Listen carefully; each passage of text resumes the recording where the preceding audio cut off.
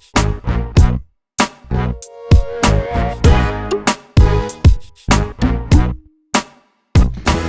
evening, everyone. Hopefully, everybody had a great day. Wonderful weather. Met with a lot of, or some of the coaching students today and yesterday and last week. Everybody's moving forward. Everybody's taking action, which is good. What I want to know today and kind of talk about, tonight's call won't be long, is what are some of the things that you guys have questions with? Keith is here, Clinton Wiggins is here. What are some of the things that you guys have questions with? I didn't get a lot of questions emailed to me. And so let's talk about a few things. I have a couple things in mind, but if you guys have questions or concerns about just real estate investing or what may be holding you back, mindset, accountability, things like that. Let's talk about some of those things tonight. And so let's talk about mindset for a second. I think that having the right mindset, Dietrich, hey Dietrich, having the right mindset as a real estate investor is probably the number one thing that's going to get you guys through some of the tough times. And I think that the type of mindset that you should have is one that you're always thinking positive, one that you're always learning. You've got the right habits, you've got the right motivation. And I think having that mindset it's what's kind of propelled me over my career. I started my career off in my early 20s as a real estate investor, and I'm still investing. Dana's here. Hey, Dana.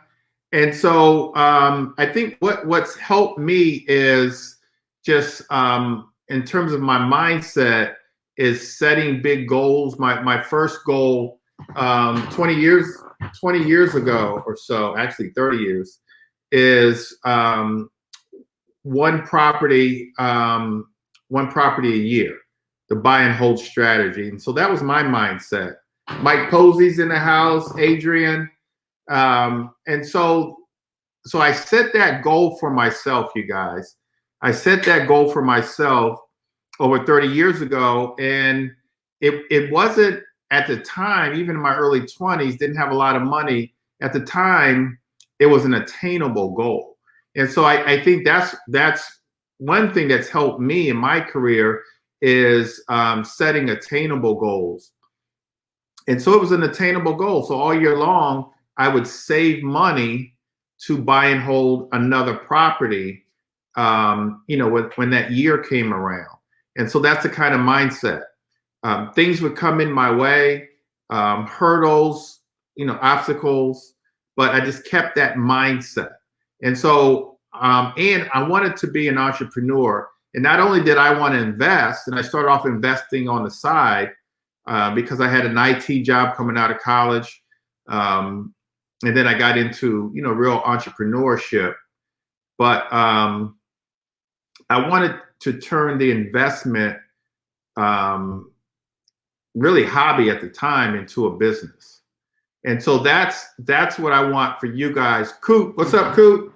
That's what I want for you guys. I don't want this real estate investing just to be a hobby. It needs to be a business. And so you guys have always heard me say that there's two types of ways to be wealthy. There's only two ways to be wealthy. There's only two ways. And so one is to own a business, to be an entrepreneur, where you're leveraging other people's time and energy. You get to leverage technology and marketing, and you get to leverage money, capital. And that's how that's one of the ways, is owning a business. Sky's the limit. I always set goals for myself at the beginning of the year for my business, and I always exceed them. When you're working a 9-to-5, if your salary is $150,000 for that year in January, you know that by December you're going to make 150,000, unless you get some bonuses. As an entrepreneur, the sky's the limit. And so that's one way to build wealth, is being an entrepreneur, owning a business. But here's the biggest thing about owning a business, you guys. Here's the biggest thing. You have an asset that you can sell. And that's part of your exit strategy. That's part of your retirement. Owning that business, you have an asset that you can sell. And so what I've seen over the years is a lot of entrepreneurs build a business and then they sell it. A buddy of mine about a month ago, who's in insurance, said he built up a book of business for, I think it was like 5 years, and he sold that book of business. And I think he said he made like $200,000, or it's either $200,000 or $2 million, something like that. It's probably $2 million. Didn't have a non-compete clause or anything. So now he's building another book of business, and he's going to sell that as well. And so that's what you do. You build a business and you sell. One way to become wealthy is to be an entrepreneur. Second way to be wealthy is to be an investor. And so an investor invests their money. And so that's what we talk about a lot: investing in real estate. Obviously, you can invest in stocks and things like that. People are investing in cryptocurrency, Bitcoins, things like that. But investing, you want to get a return on your investment. That's why we invest. And so those are the two ways that you become wealthy in this world, is being an entrepreneur or being an investor. My goal, and we're still talking about mindset, my goal was to do both: be a real estate investor, entrepreneur.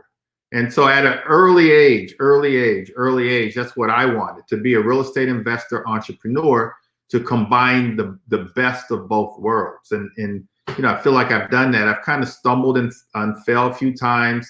I've made mistakes. I have regrets. One of my biggest regrets is selling some of my real estate that I bought not years and years ago, but a few years ago. I wish I would have held on to them, but my mindset was to sell and then buy something much bigger, which I didn't do. So that was a mistake that I do regret. And so I tell you guys and other people, any real estate, you guys, hold on to them. Hold on to your real estate. Hold on to them. If you need money, borrow against the equity. Sometimes people cash out some of the equity, but whatever you have to do, hold on to your real estate. Hold on to your real estate. In some areas, in all areas, they're not building any more land. And so really, real estate is the hottest commodity. I was talking to somebody else that was contemplating investing in stocks and investing in real estate, and they chose real estate. And for, great reasons, you can control it a little better. Stocks can be very volatile. It's easier to pass on, even though you can pass on stocks to your loved ones. You can pass on that real estate. And for me, the real estate is the gift that keeps on giving, because not only is it appreciating in value and your net worth goes up with the equity and appreciation you're making on your buy and holds, you're also making a positive cash flow. And so you have the best of both worlds with real estate. And so we talk about mindset, and that's where it begins, really, and ends, like transforming your state of mind. You've got to transform your state of mind, almost to the point where, you go to bed thinking about real estate investing and the possibilities. You wake up in the morning, it's in your subconscious. That's what you have to do. So part of the mindset, you guys, is setting a goal. I just said that my goal early in my career was to buy one property a year. And then it went from buying one a year to one a month. And it went from making $100,000 in a year to making in my investment properties with flipping, wholesaling, buying and holding, It went to making $100,000 a month. Now, because we set goals, we accomplish your goals, and then we go a little higher with our goals. We set another goal. My goal now, being totally transparent with you guys, is to make $1 million a month. That's my goal. And so that's my goal with everything that I do, not with just the real estate investing, but then also my entrepreneurial efforts. And so in order for me to make $1 million a month, you know, I have to have multiple streams of income. So my goal was, you know, really to make 100,000 a year to 100,000 a month, now to $1 million a month. Here's my question, you guys. Here's my question. And I want you guys to put this in your chat box. We're talking about mindset now. When it comes to mindset, what's your goal? What's your goal? I just told you what my goal was and kind of my story. Put in the comment section for me. What is your goal? What is your short-term goal? Let's just say 3-year. What's your 3-year goal? Put it in the comment section. What is your 3-year goal? Go ahead and put it now. What is your 3-year goal for yourself, for your family, for your entrepreneurial efforts, for your investing efforts? What is your goal? Put it out there. Let's talk about it. Claim it. Pray on it. Done a lot of praying. But what is your goal? Put it in the comment section.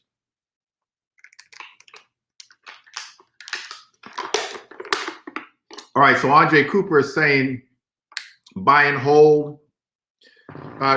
Keith is saying $10,000 to $20,000 a month of passive income. That's a good goal, and that's attainable. And so then we come back to, all right, so that's the goal. Then what's the plan? Like, what's the plan? If he wants to make $10,000 a month in positive cash flow, it could be 10 properties. He just needs 10 buy and holds, where he's going to buy them right, pay them down, pay them off. Buy it right, pay it down, pay it off. And so he's going to buy it right with enough equity in there. I like to buy my buy and hold at least, 30% equity. I got 30% equity in my properties. And then, so that's buying it right and then paying it down. The tenants are paying it down for you. The tenants are paying your the mortgage down. I like to keep my positive cash flow and use it for repairs, use it to pay extra down on the mortgage so that I can pay it off.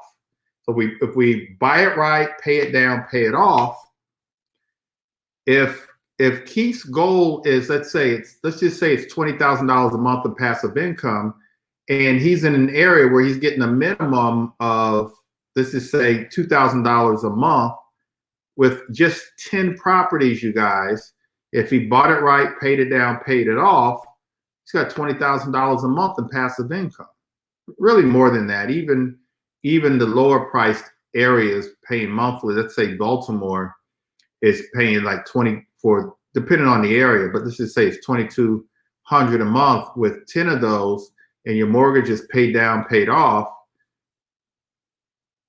That's $22,000 a month in passive income with just 10 properties. That's just 10 properties. That's one a year for 10 years, or that's 2 a year for 5 years. That's 10 properties. And so you kind of got to just do the math, you guys. And so that's his goal. That's how you get to that goal. Is that goal attainable? Absolutely. Take your time. That goal is attainable. And it doesn't have to be in an area like Baltimore where you are getting good cash flow and little to no appreciation. Although you're in this market, you are getting appreciation. It could mean an area like the DMV where you're getting incredible appreciation. Now he can use those same numbers, and he's got $20,000 a month in passive income. But with those 10 properties, you guys, it's not unreal to think that he'll have at least $100,000 in equity with those 10 properties, which means with those 10 properties, well, if he pays them off, let's just say he has $10,000 in equity. They're not paid off yet. He's got, $100,000 in equity. That's $1 million in equity. He's a millionaire. Net worth of $1 million. He's a millionaire. They're paid off, and even if they're all in DC, even today, let's say all 10 properties are in DC. He bought them right, paid them down, paid them off. Let's just say it's whatever, 10 years from now, 15 years from now, where it paid a little extra towards the principal and paid them off earlier. Even properties east of the river, where now they're worth, 400,000 fixed up. Let's say 10 years from now, they're worth, if you got 10% appreciation over 10 years, that's 800,000. 800,000, you guys, times 10 properties paid off is what? What is it? It's $8 million. $8 million in net worth. What can you do with that $8 million? What can Keith do with that $8 million? Here's what Keith can do with that $8 million, you guys. He can sell the properties and get $8 million. Now you get less because closing costs, things like that, and then capital gain taxes. But let's just say it's $8 million or whatever. You can put that money in an annuity. He doesn't have to worry about tenants, toilets, and termites. He can put it into a dividend stock where it's going to pay him dividends every year and just live off the dividends. Even if the dividends at $8 million is giving him 10% a year, 10% on $8 million is 800,000 a year. He can take that 800,000 and live off of that. I mean, obviously, doesn't have to live off of that. He can just take 5% and just live off of that, 400,000, and keep the rest of the dividend and keep letting that grow. But there's lots of exit strategies. So I just want you guys, to know all that. And so let's see whom else. Maxine, sometimes selling is important. And so we can talk about that, Maxine. Maxine is saying sometimes selling is important. It depends on what your situation is. If you're in dire need or, you just really need the cash, then yes, sometimes selling is important. Maxine says rehab several properties, two to four family homes and sell them. Mike Posey says own 10 units, just like Keith's scenario with positive cash flow, just like Keith, Mike. Clinton says $50,000 a month, 3 buy and holds, and a fix and flip. All that's attainable. Everything that you guys are putting down, I'm sorry if I look relaxed, but my team says I need to sit up more. Hopefully that's high enough. But all that's attainable. Quentin, buy an apartment building. Dana, 3 years to acquire, 3 to 4 buy and holds. Dana, that's more than attainable. That's more than attainable, Dana. That's more than attainable. Adrian, 16-unit apartment building producing positive cash flow. That's attainable. I don't see a lot of 16 units or, but you might have to go outside of the area to find that, but obviously that's attainable. Terry, buy and hold, $10,000 to $30,000 monthly, absolutely. Maxine, flipping. All right, so yeah, so you guys have some really good goals.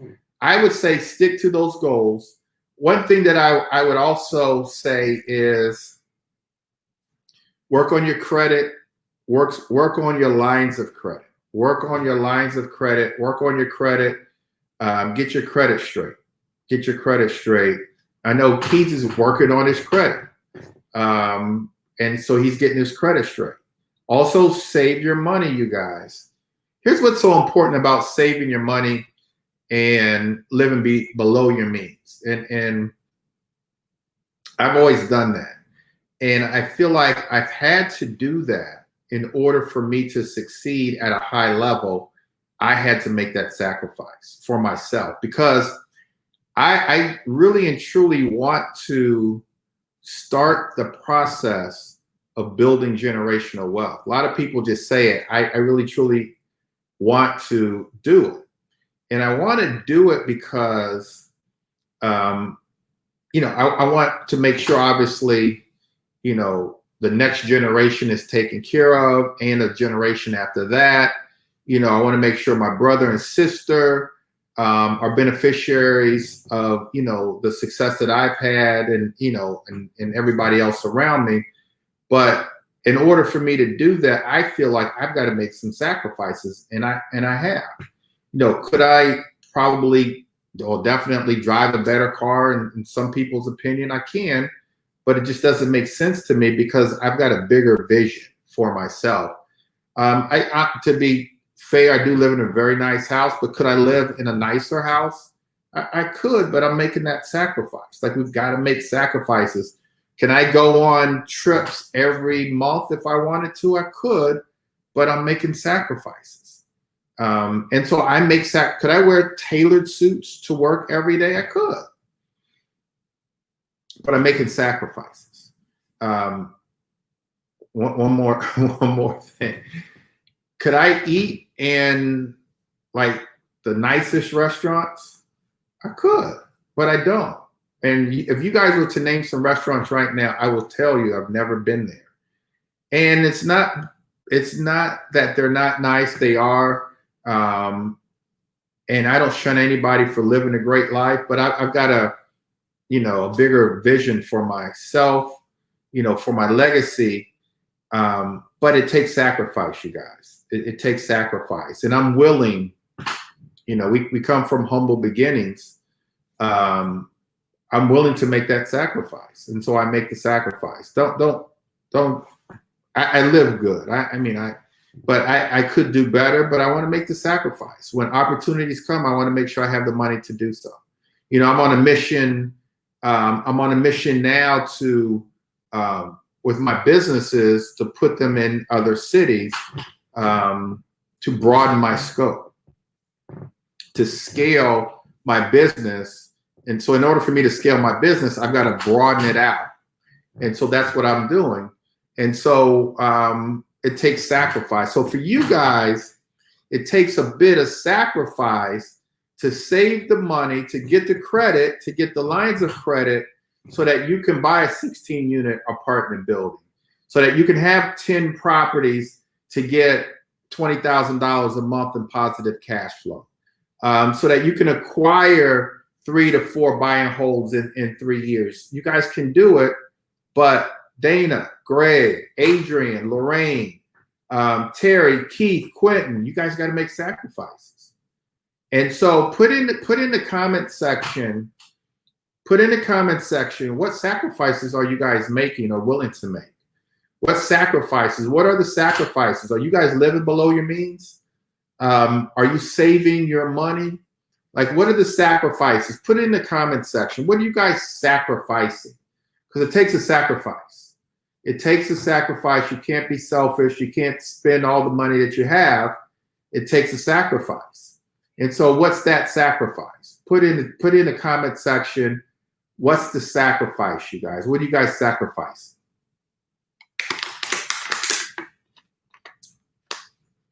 Put it in there. Put it in there.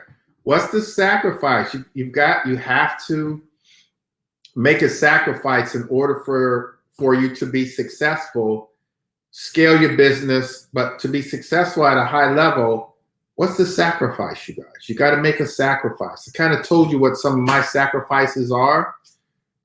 What is your sacrifice? I sacrifice so that I can save the money, so that I can invest the money. What's your sacrifice? So Dietrich is saying sacrificing recreational time to do marketing. Good. Adrian is saying social time. He's not hanging out as much, spending money or staying home so that he can focus on building his business. So he's sacrificing social time. Good. Lorraine is saying working part-time job, time away from her family to save money. So she's working a part-time job, and she's away from her family so that she could save money. That's a huge, Lorraine, that's a huge sacrifice. Way to go. Dietrich, sacrificing trips and vacations to fund business and marketing. That's a sacrifice. Absolutely. Understanding the time value of money, Maxine is saying. Good. Clinton is saying going out to eat, shopping in a new car.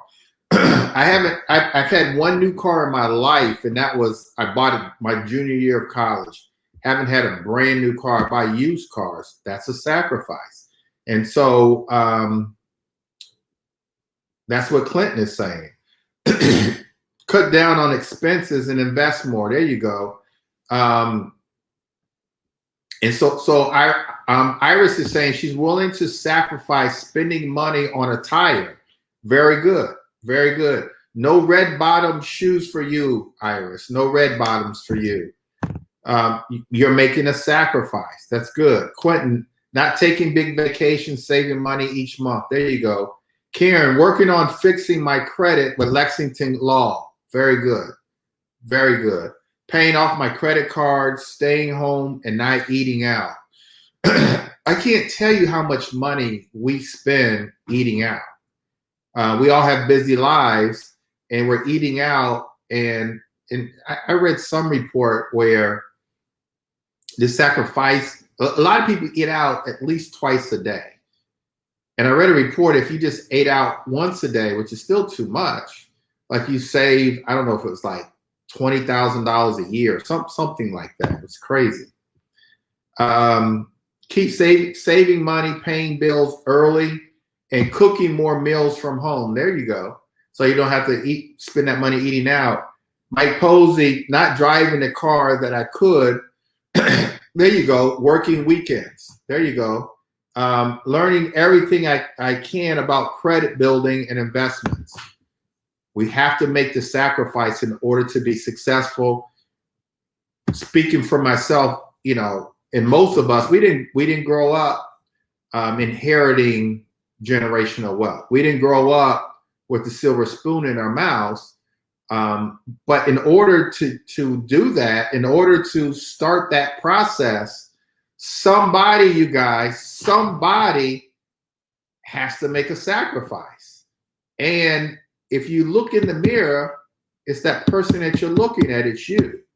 If you truly believe that you want to build generational wealth, have other streams of income, and leave a legacy for your loved ones, you're the one that has to build, to make the sacrifice. And so for me, it's me. I've got to make the sacrifice, you guys, and I'm okay with it, and I love it. And it's my responsibility.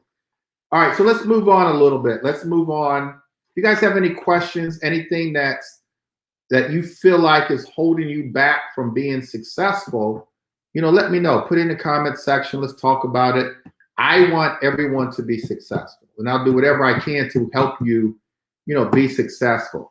Part of that being successful and getting your investment business to be a business, like myself, is to educate yourselves.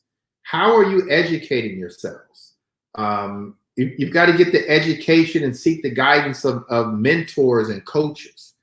I read another article where Michael Jordan, Tiger Woods, you name them, LeBron James, not only have a coach on the field or on the court or on the golf course, they've got coaches outside of that. They have nutritionists, they've got physical therapists, physical trainers. They've got all kinds of coaches that are coaching them, that are helping them, reach the next level. We need a coach. Coaches are going to minimize our mistakes, allow us to achieve at a high level. But we've got to get coaching. We've got to choose a mentor, you guys. And we have to constantly educate ourselves. We've got to educate ourselves. You have to educate yourselves at all time. I find myself reading. Like, I'm always reading. I feel like I do have a bachelor's degree in business with emphasis in computer science. I get my education outside of college, after college, where I would just pick up a book and just read the book. And then if someone would refer a book to me, I didn't hesitate. I read it. And so I'm at my home office now. I'm just looking at my desk. I've got Expert Secrets there for my information marketing business. And these are just right on my desk. I've got the Millionaire Real Estate Agent, where when I'm training my agents, and all these books I've read a million times. And if I was to reach here, I've got Hold, how to find, buy, and rent houses for wealth. Hold, right here, that I'm reading. The #1 book right here, you guys. And this is just around me. My bookshelf is over there. I've got the E-Myth, you guys. This is the Holy Grail right here. The E-Myth by Michael Gerber. Read this 2 or 3 times and you've got an MBA in business. The E-Myth by Michael Gerber. Somebody told me many, many years ago that they read the E-Myth and it changed their life. I read the E-Myth. It changed my life, my business life. And so I keep this around. I probably have had this for, I'll say, 30 years. If different, versions of it. And I can go on and on and on and on about all the books that I have that I read. So you've got to educate yourself, you guys. You've got to read. And that's the education that I've actually gotten, and I've never stopped reading. These books I'm reading now. What books are you guys reading? How are you educating yourselves? Put in the comment section, what books are you reading? Or what books had a profound impact in your life and how you think and how you go about your business and how you go about real estate investing, and books that have motivated you, books that you just can't put down. Dietrich is saying the E-Myth is life-changing. Absolutely. You read the E-Myth enough, you got more than an MBA in business. And the E-Myth applies to any business. So an E-Myth is a great book. What books are you guys reading? What books have had an impact on your life? When you think about books that you've read, what books would you recommend? Did you have epiphany moments after reading some books? What are the books? The Magic of Thinking Big, Maxine. Rich Dad, Poor Dad, absolutely. Clifton by Robert Kiyosaki. I have Rich Dad, Poor Dad around here somewhere. Absolutely. That's a great book. Dietrich, the Power of Habit, Think and Grow Rich, Richest Man in Babylon. I've got Think and Grow Rich around here somewhere, but I've heard of all the books, especially The Richest Man in Babylon. Great books. What else? The Greatest Salesman in the World, Maxine. Absolutely. Absolutely. What else? What else, you guys? What's had a profound impact on your life? What else? I have a book. Oh, here it is. This is a really good book, you guys. If I get it, all the other books will tumble over. But it's The One Thing by Gary Keller. The One Thing had a big impact on my life. The One Thing was a really good book. I've got a lot of good books down there. And so educating yourself, you guys, picking a mentor or a coach, and hopefully I play a role in that, will change your life, will speed up the process of success. Iris likes to read books by Les Brown and Tony Robbins. Very good. Keith says, never split the difference. Good. Never split the difference. Yes, Les Brown. And so oftentimes when I'm walking, I walk every morning, 5 miles. I'm listening to Les Brown. Sometimes I listen to Tony Robbins. Eric Thomas I listen to. I just put it on YouTube and just let YouTube just go. Put it on Les Brown and it just goes. And I'm just motivated. I'm fired up for the day. And I listen to those guys. And it gets me motivated. Here's something that's important, you guys, and it does go with education. Motivation, right? Motivation. the real estate investor that can stay motivated the longest, that can sustain their motivation, will be the real estate investor that will win, and that will win at a high level. Like you've got to keep that motivation. So little things motivate me, big things motivate me.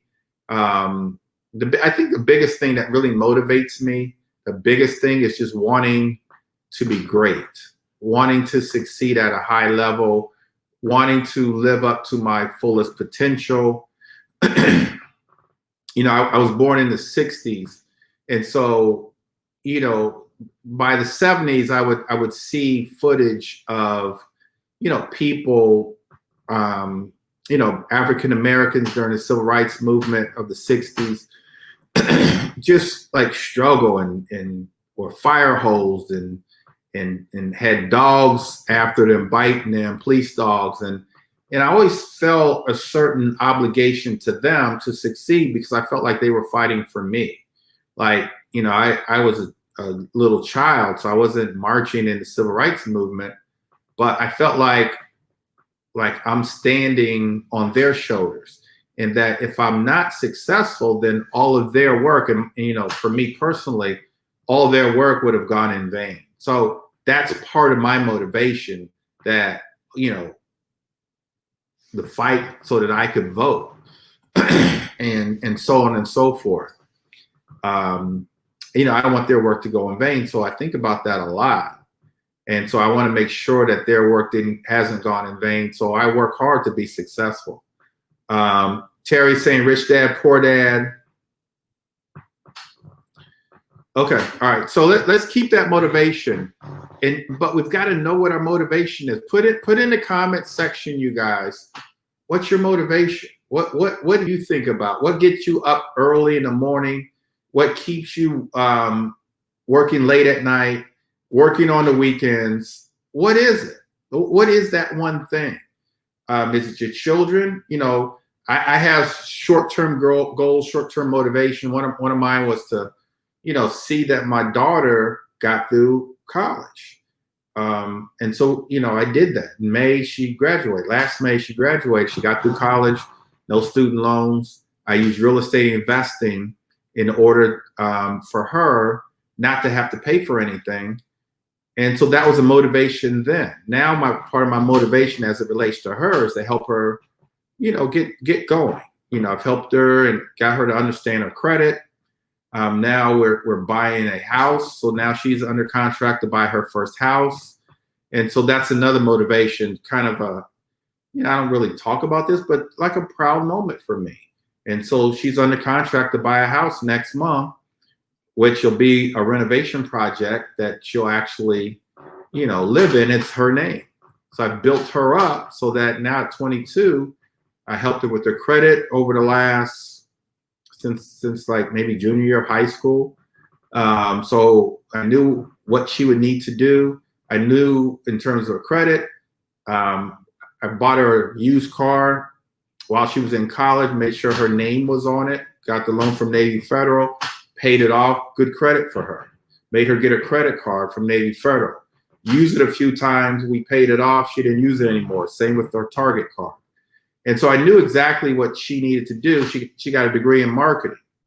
Well, if she starts a job in marketing, she doesn't have to have 2 years of experience in a job or 2 years of employment in order to qualify for a house. Once you get a degree, they count the degree as your experience, and right out of college, if you qualify elsewhere, I mean, with everything else, you qualify. So she qualifies for a house, even though she hasn't worked for 2 years. If you go into, for her, a job in marketing, then that degree counts for 2 years. So, so she was my motivation. What's your motivation? So Iris is saying her motivation is becoming financially sufficient and generational wealth. Great. Andre is saying my family is my motivation. Absolutely. And he's his own critic. He says, when I see someone else doing it, I push myself to do it. Absolutely. And so I think the same way. I see people doing something, and I say to myself, I don't care who they are, I don't care what they look like, I don't know what the excuses, I don't care what the excuses could be. If I see somebody doing something, I say to myself, I can do it too. I saw Wes Foster from Long and Foster Real Estate. He sold his brokerage 4 years ago for $500 million. So I studied that. I said, okay, if Wes Foster can sell Long and Foster 4 years ago for $500 million, and this is what he did, and this is what he sold, then how come I can't do that? Thank God for him. Thank God for the role model. Thank God that he came before me. I don't care who he is. I don't care where he's from. I don't care what he looks like. I don't care what color he is. If he can do it, I can do it. And so, okay, that's the role model. Let me study him. Let me see what he did. Let me do the same thing and surpass him. And so you guys can do the same thing. All right, to take care of my family now and in my later years, absolutely. I don't want to be a burden. And so that's part of it too. Dietrich, setting the example of entrepreneurship for his children. Absolutely. One thing I want you guys to really think about is, as it relates to children, they're always watching you. They may or may not understand right now, but the vision of you being an entrepreneur is deeply rooted in their mindset. And so that when they do understand, things become easier because they've already seen it and they already know it. They may not understand it totally when they're young, but it's easier for them to attain what you've attained because they've lived it, they've seen it. So what does that mean? It means that you've got to put out, the images that you want your children to be. Like you've got to be a shining example. You've got to put it out there, and they're going to emulate. You'll teach along the way, but they're going to emulate you and your entrepreneurial spirits. And so as long as you keep hustling and keep doing and keep growing, they're going to do the same thing. Like Andre owns his own barbershop, and he's a real estate investor, and he's a real estate agent. His wife also sells real estate. Wow. I mean, his children, their children, they've got great positive images, and it's all in their subconscious now. It's all right here. And it's okay, if my parents can do this, I can do it too. Like, I'm going to do better than my parents. And so it's there. And so you guys can do that. Adrian wants to retire his parents and help his family to live better and with more time and money. Good. Absolutely. Absolutely. That's good, Adrian. Let's see. Did we miss anybody? I don't think so. Let's see. Lorraine, generational wealth for a family. Retirement assets is important. Andre said he's trying to be, Andre, you're going to be better than me, Andre. You're going to be better than me, Andre. All right. And so let's talk a little bit about investing right now. Let's talk a little bit about investing. You've got to identify your strategy. What's your strategy? Is it wholesaling to then buy and hold? Is it flipping properties for cash? Is it only buy and hold? Know your strategy.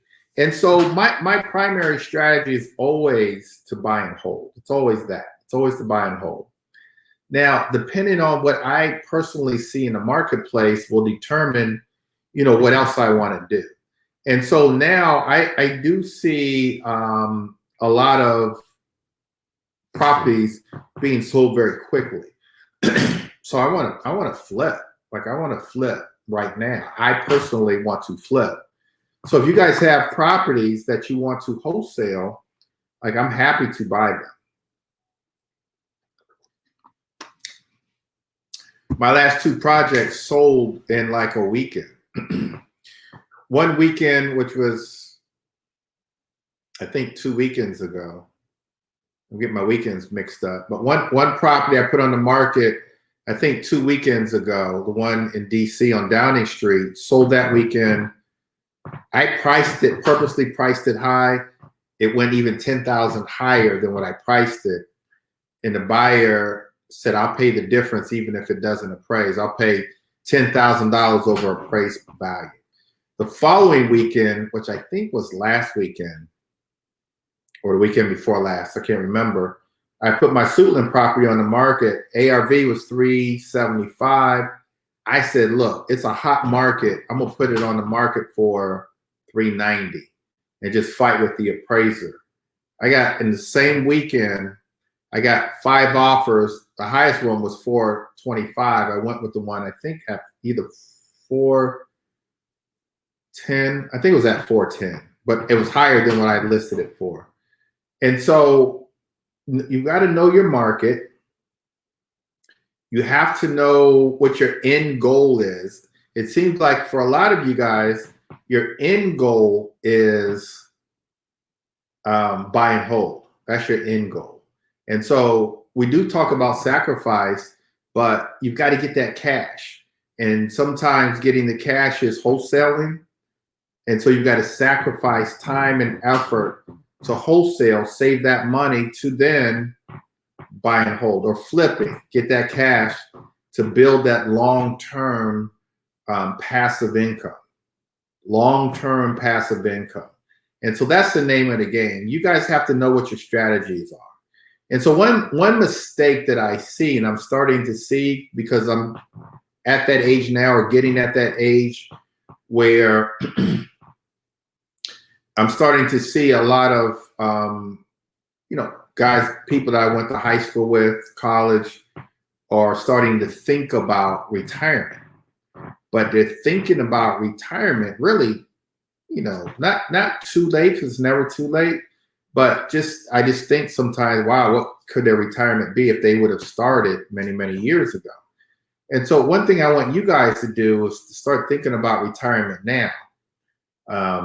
And for most of you guys, the solution is, or what I'm really saying is, really focus on that buy and holding. Really focus on that. Focus on building that wealth, getting that cash flow, buying the properties right, paying them down, get the tenants to pay them down. And then I do believe in paying them off. So buy them right, pay them down, pay them off, so that you don't have to struggle in retirement. You can retire at the age you want to retire. You can dictate that. And, you'll have the assets to do that. And so think about that, you guys. Think about that. What's your strategy, you guys? What's your strategy? Put it in the comment section. What is your strategy? Is it wholesaling for quick cash? Is it fix and flipping for big profits? Or is it buying, holding to build sustainable wealth? Or is it a combination thereof? What is it? What's your strategy? Put it in the comment section. What is your strategy, you guys? What is your strategy?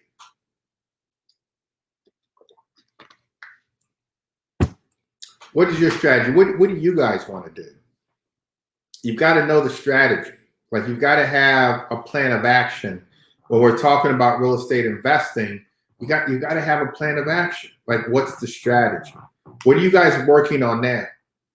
What are you guys working on tomorrow? Are you working on a flip? Are you trying to get a flip? Are you working on a wholesale, trying to get a wholesale? Are you working on buying and holding, trying to get a buy and hold? What is it? What is it? What is it, you guys? What's your strategy? So Clinton is saying, I'm wholesaling to build cash, then buy and hold and fix and flip. Good. I don't know if this is Sharvita or not, but fix and flip and buy and hold. Okay. Fix and flip to get that cash to then buy and hold. Very good. Very good. Very, very, very good. Anybody else? Anybody else? What's your strategy? What's your strategy, you guys?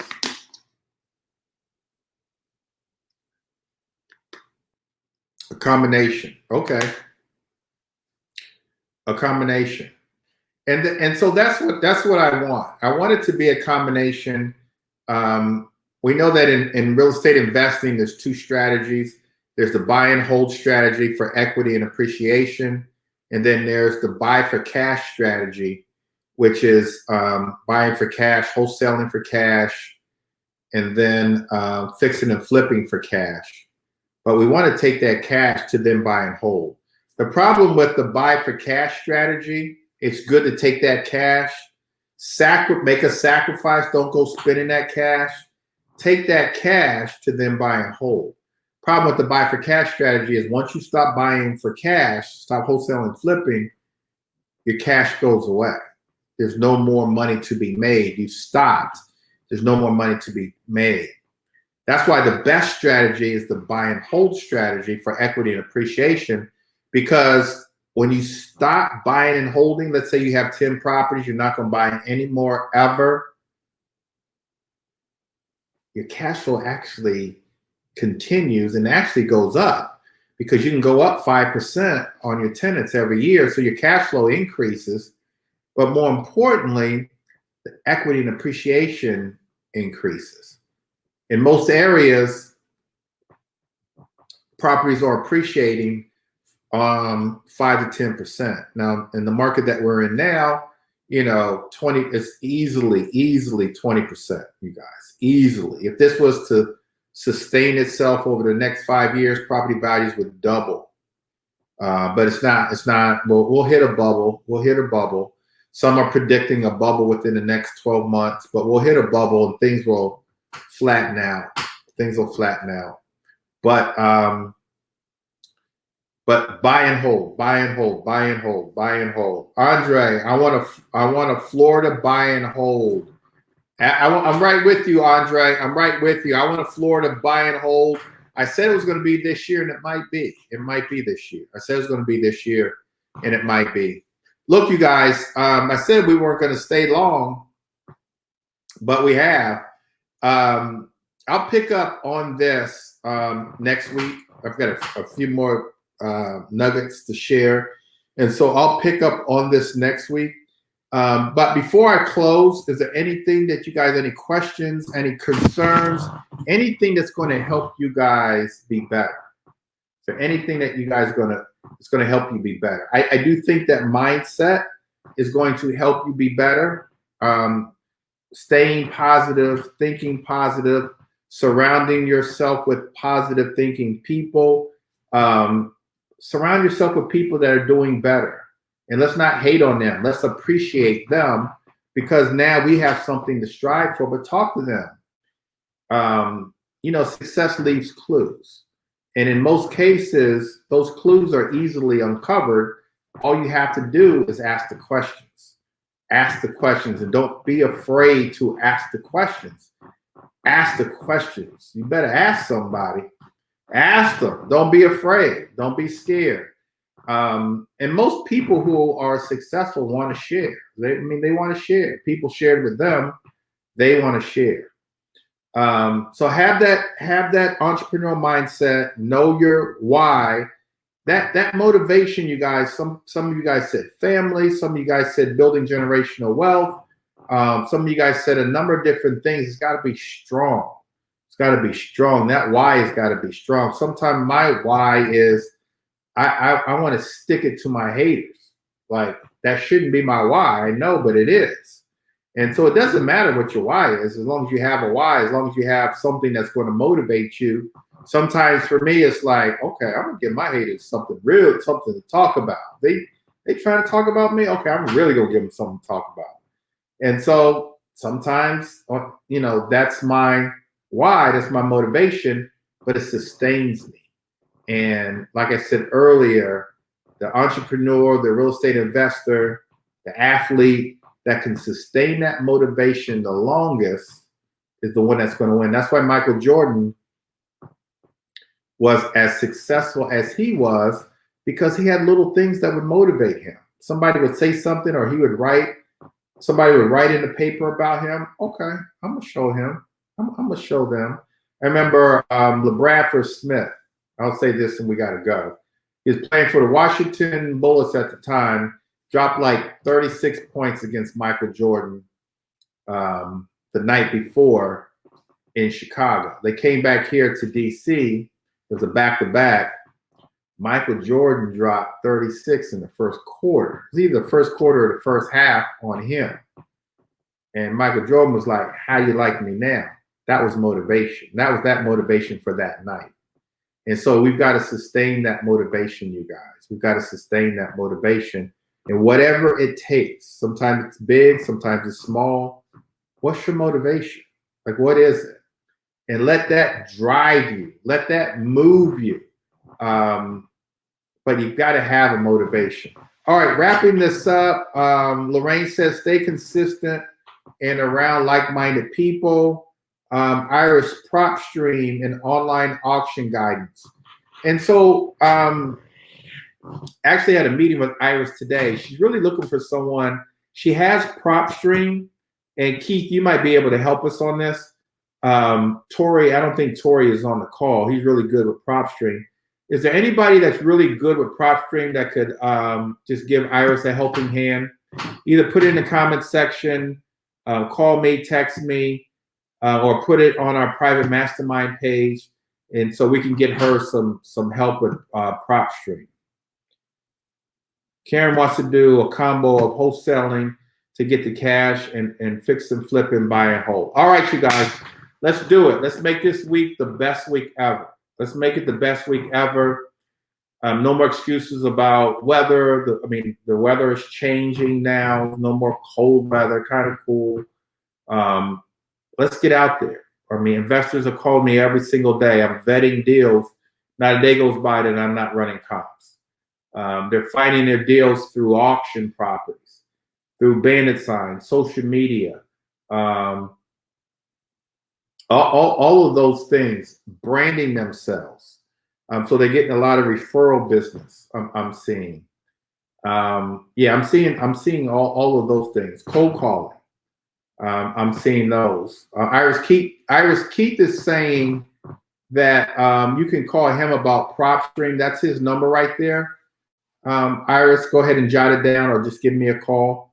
But that's Keith's number right there. But let's get into action, you guys. Let's stay positive. Let's get into action. Educate yourselves. Read books, podcasts, videos. Identify your strategy. Next week we'll talk more about the marketing side and who the motivated sellers are. We'll talk a little bit about the math and things like that. Those that are not following me on social media, follow me on Instagram, Greg Bennett Invest, or I think you guys are on my YouTube channel. Subscribe to it. We're going to be putting out some great content. I've got a great interview with one of the top real estate investors tomorrow that we're going to share actually with the Platinum Coaching students, but that will be recorded. They'll be able to ask questions, but we'll record that, and that'll be on my YouTube channel as well. But subscribe to my YouTube channel. Follow me on Instagram. Let's go, you guys. Let's make this week a great week. Let's make it a great week. Let's make it our best week. You guys have put what your motivation is. Like, you can't sleep. You can't get up tomorrow at noon knowing what your motivation is. Tomorrow I'm going to get up 4:45, 5 o'clock because I got to go. I got to get it. I got motivation, lots of motivation. So I can't stay in bed and achieve my goals. I'm highly motivated. I want you to be highly motivated. All right, you guys, take care. Let me see if there's any more comments. Nope. Take care. God bless. And I'll talk to you soon. Good night.